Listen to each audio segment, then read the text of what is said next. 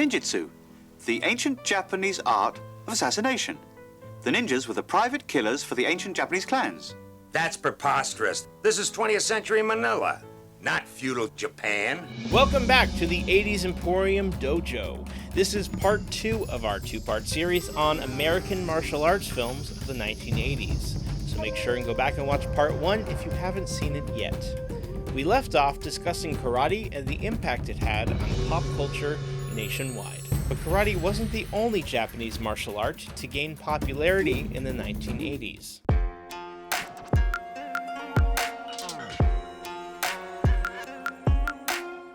Ninjutsu, which is part martial arts, part strategy and tactics, practiced by ninjas in feudal Japan, also achieved massive popularity. In the 80s, many martial arts films were produced by the Cannon Group, which was a major reason the genre was so successful. A private film studio, Cannon primarily made low-budget pictures and was therefore able to pump out films incredibly quickly. For example, they made 33 films in just 1 year. For more on the Cannon Group, check out our series on the swords and sorcery films of the 1980s. Recognizing the new interest in the genre, Cannon created a number of ninja-based films, including the Ninja Trilogy, which consisted of Enter the Ninja, Revenge of the Ninja, and Ninja 3: The Domination. This was an anthology series, meaning each film had completely different storylines. But they all starred the same actor, Sho Kosugi, who played a different character in each.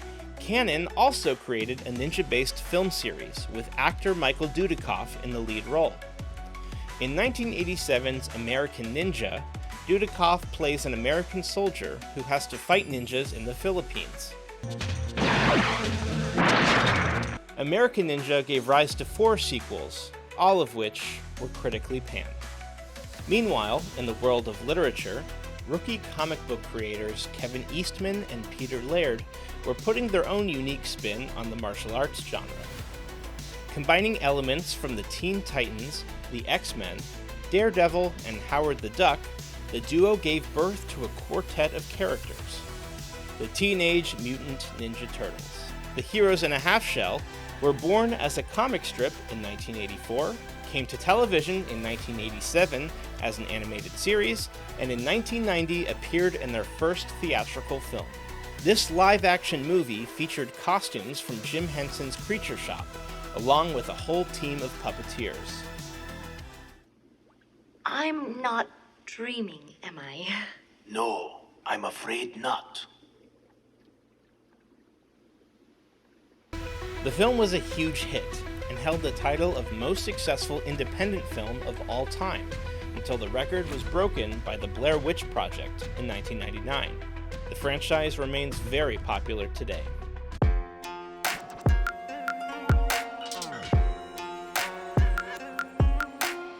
A man named Jean Claude Van Damme came to the US from Belgium in 1979 and got a job as a bouncer working at Woody's Wharf, a bar that was owned by Chuck Norris. Norris gave Van Damme a small role in 1984's Missing in Action, but Jean-Claude's first major gig was No Retreat, No Surrender, another major 80s karate film which was directed by Corey Yuen, a Hong Kong action director in his American movie debut. The film is about a kid who trains to learn karate with Bruce Lee's ghost. Sensei Lee? Lee Dega, you call me. Shall we begin? Van Damme played the Russian villain, and the film ended with a US versus Soviet Union battle, a little too similar to the one featured in Rocky IV, which came out the previous year. But it was his next film that truly turned Jean-Claude Van Damme into a movie star. Van Damme secured the lead role in Bloodsport when he saw a producer from Cannon while walking outside and showed off his moves. The first cut of the movie was so poorly received that producers shelved it for nearly 2 years. It was only after Van Damme's assistance in recutting the film that it was finally released. The film was a hit in the US, making a $28.5 million profit and officially launching Van Damme's career. Bloodsport is also considered to be one of the major influences on the popular video game Mortal Kombat, which came out 4 years later.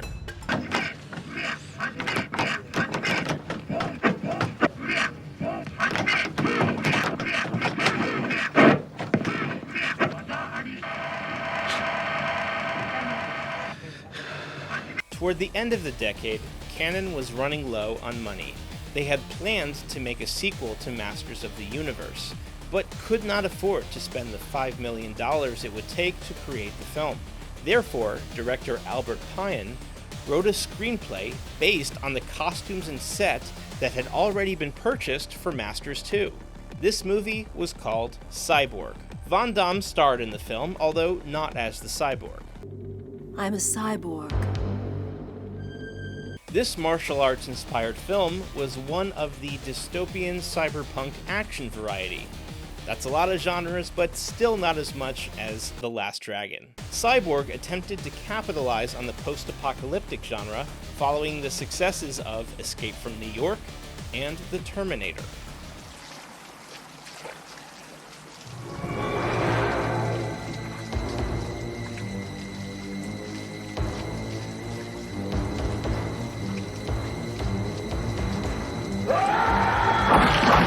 '89 also brought us Kickboxer, a Jean Claude Van Damme affair where his character travels to Thailand in order to fight the man who paralyzed his brother.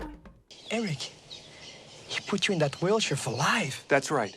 The film features kickboxing and Muay Thai, two forms of martial arts that originated in Thailand. The villain in the film is played by Michel Kisi, Jean Claude's fellow martial artist and childhood friend. And all the fight choreography in the film is directed by Van Damme himself. The low-budget feature earned over $40 million worldwide and inspired 6 sequels, with the 7th on the way.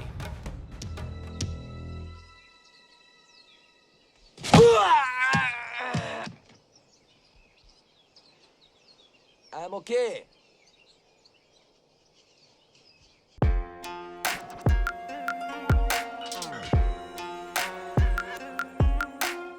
While it's debatable whether it's truly a martial arts film, there's no denying the influence that the martial arts genre had on 1986's Big Trouble in Little China.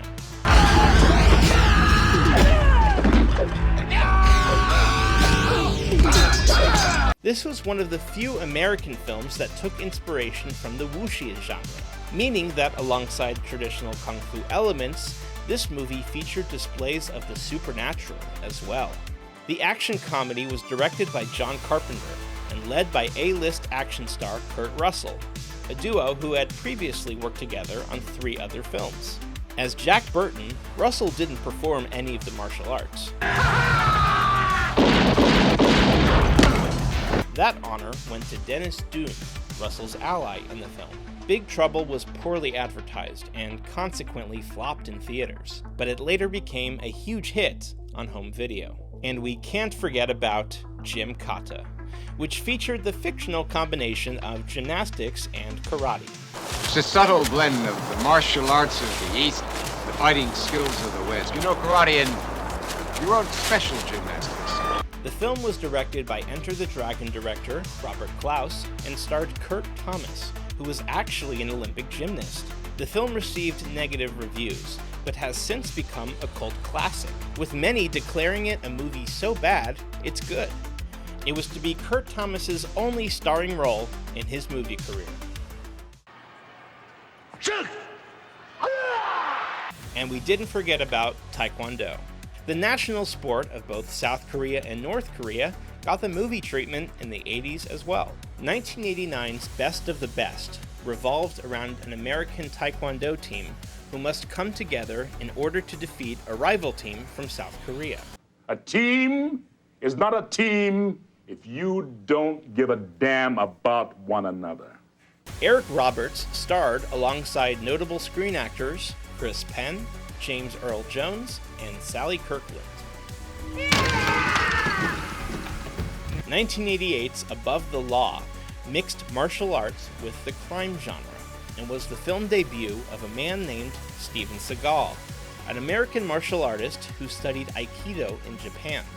It was a modest success, but helped launch Seagal's career, and he became a notable action star in the 90s and 2000s.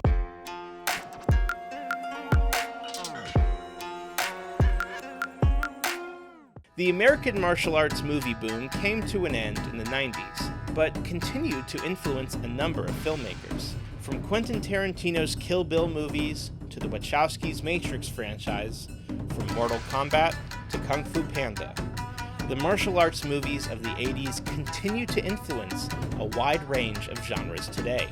As for martial arts in America, the demand is higher than ever. Today, there are over 3 million karate students in the US. That's about 3 million more than we had only 45 years ago. We have finished our journey together. Now I want to hear from you. What's your favorite movie from our list? Did we miss any? Do you want to see a part 3? Let us know in the comments.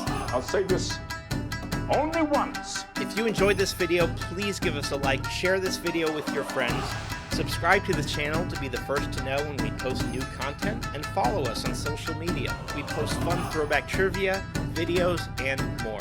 Thanks so much for watching. We'll see you next time.